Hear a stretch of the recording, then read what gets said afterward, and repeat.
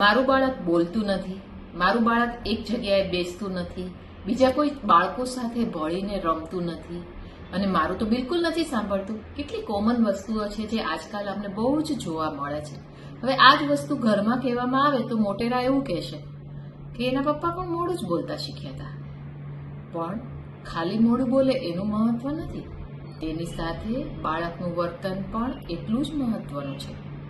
જ્યારે પણ બાળકનું વર્તન કોઈ નોર્મલ કરતા અજુગતું લાગે અને તેની સાથે બોલતા ન શીખ્યું હોય તો તેને અમે ઓટિસ્ટિક સ્પેક્ટ્રમ ડિસઓર્ડર એટલે કે ઓટિઝમ તરીકે ઓળખીએ છીએ.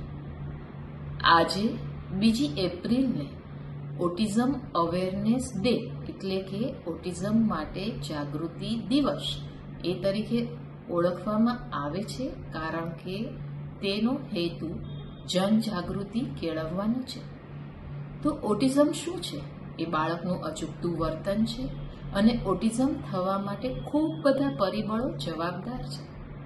એમાંના ઘણા પરિબળો એવા છે કે જેની સારવાર થઈ શકે અને આપણો હેતુ ઓટિઝમને જેટલો બને એટલો જલ્દી ઓળખવાનો, તેના માટે જવાબદાર પરિબળોને જાણવાનો છે. તેમાંથી જે પરિબળોની સારવાર થઈ શકે તેની સારવાર જેટલી બને તેટલી જલ્દી કરવી જોઈએ અને તેની સાથે જો બાળકને કેળવવામાં આવે તો ઓટિઝમ ધરાવતું બાળક પણ નોર્મલ થઈ શકે.